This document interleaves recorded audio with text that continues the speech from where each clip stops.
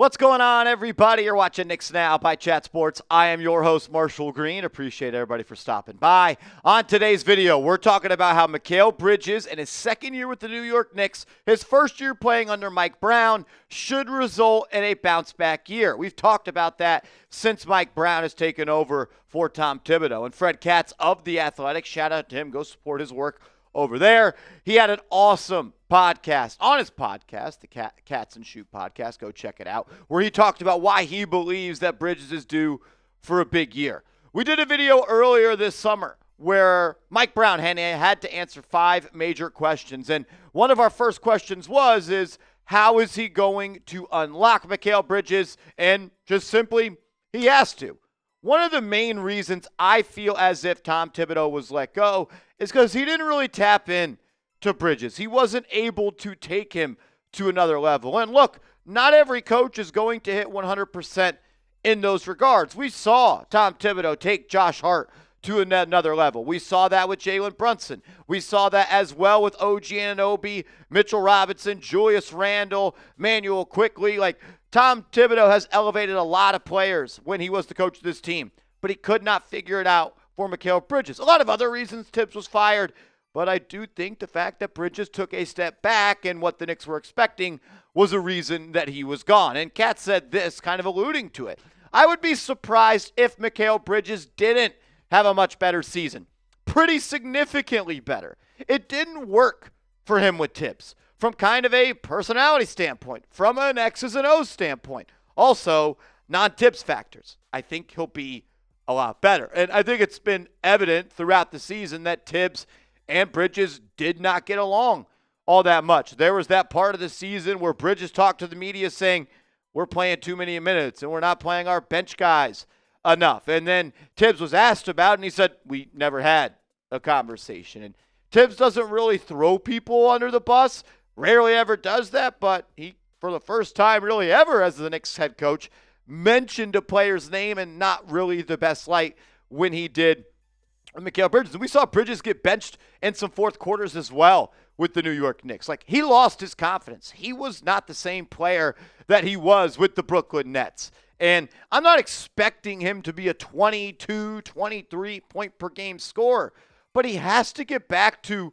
who he was offensively in Brooklyn. That's the player the Knicks traded for. If they are going to win a championship, if they're going to put a banner in the rafters at MSG, they need Bridges to be the best version of himself. A guy that can take the ball out of Jalen Brunson's hand. A guy that can run the offense sometimes by himself. Someone that is a knockdown three-point shooter. Someone that can effectively score in the half court and that you can game plan as well for. 17.6 points per game this past year for him. Not the worst in the world. 50% from the deck. I like that. He was smart with the shots he took. But I need more leash for Bridges this year. I just need more food on his plate. And 35.4% from 3 in the regular season was not good enough. And when he dipped down to 33.3% in the playoffs, that definitely wasn't getting it done. He and OG Anunoby need to be better in the playoffs as consistent three-point shooters. Also, the assists per game going from 3.7 in the regular season down to 2.9, not good enough, especially when the turnovers in the playoffs went up as well. I want to see him be more confident as a ball handler. I want to see him getting back to who he is offensively. And I think there is a clear and easy path for it. We saw Mike Brown coach DeMar DeRozan in Sacramento. He's a mid-range scorer. Mikal Bridges is a mid-range scorer. I want to see some of those same sets run for him. But the number one thing I want to see him improve on is get back to being who you are as a scorer from downtown. Remember that story before the year of all the videos of Mikal Bridges changing his jump shot? There was a hitch in that jump shot. That cannot happen this year. And I think that partially affected him into the season because he focused on the offseason of changing his shot instead of perfecting his shot. And he needs to perfect it this year. I'm not asking for Bridges to be a 42, 43, 39% scorer from downtown. I'm just asking him to be who he is offensively. Like when he came to the Knicks, he didn't shoot the three nearly as well as he had in the past. It was actually the worst he had shot from downtown in the last 5 years of his career. I'm not expecting 42.5% from downtown like he was with the Phoenix Suns. But can you get back to 38.2%? Can you get closer to 37.2%? And you might say, Marshall, that's not that big of a difference. That is a big difference, especially in the playoffs when every single shot and missed shot affects the game. Get back to 37.5%, 38% from downtown. I want to see that. And I also want to see him just be more of an aggressive player on the offensive end. He lost all confidence in himself and his ability to finish around the rim. And I don't know if it's because he wants to continue to never miss a game, which he deserves a lot of credit for. But you also don't just get promotions and pay raises at your job for showing up. You need to execute and overperform. And getting back to the free throw line, attacking downhill, finishing around the rim, and not fading away on fast breaks, that needs to happen for Bridges. 1.4 free throws per game cannot happen. Just like we talked about the three-point percentage, the worst it had been in the last 5 years. The free throws attempted per game, the worst it had been in the last 5 years. I'm not asking for 9 free throws a game like Jalen Brunson. Can you get back to 3.9 like you were your last year in Brooklyn? I mean, you attempted in the 28 or 29 games you played for Brooklyn in the year that you were traded from Phoenix, you averaged 6.6 free throws per game, 4.3 over the full calendar season. But can you get somewhere from 3.9 to 4.3? Can you get to 2.5? Can you double this up?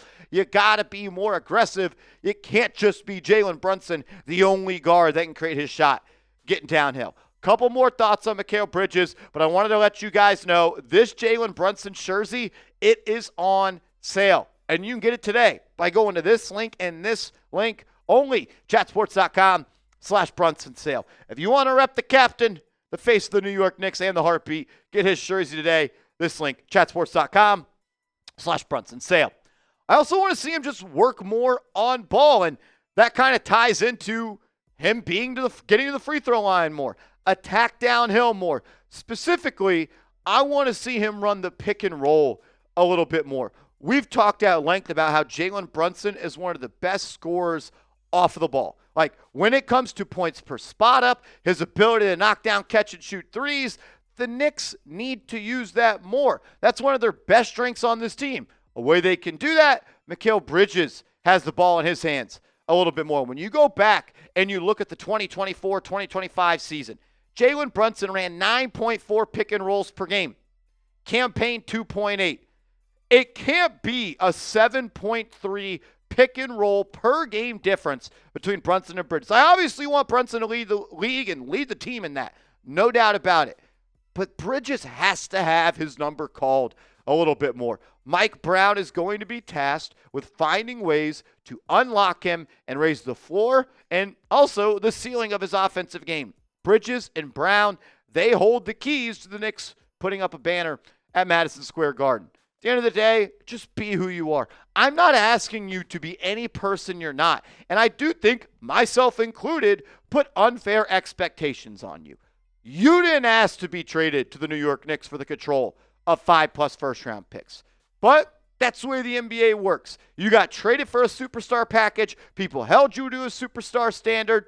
And you fell short, and it's okay. But there were a lot of great moments for Mikal Bridges this year. Go ask the Portland Trail Blazers. Go ask the San Antonio Spurs on Christmas Day. Go ask the Boston Celtics in the Eastern Conference semifinals. He had overall some really high highs, but the lows were also really low. I'm looking for a gradual peak from him this year and getting back to being that all-star caliber player he was and why the New York Knicks pursued him in such a heavy chase factor. My question to you guys is, do you think he could do it? If you do, show him some love in the comments section and type those 25s below. If you think Bridges bounce back and get back to the player he was to help this team be a championship contender, type those 25s down below. And make sure you are following me on social media. I'm on Twitter.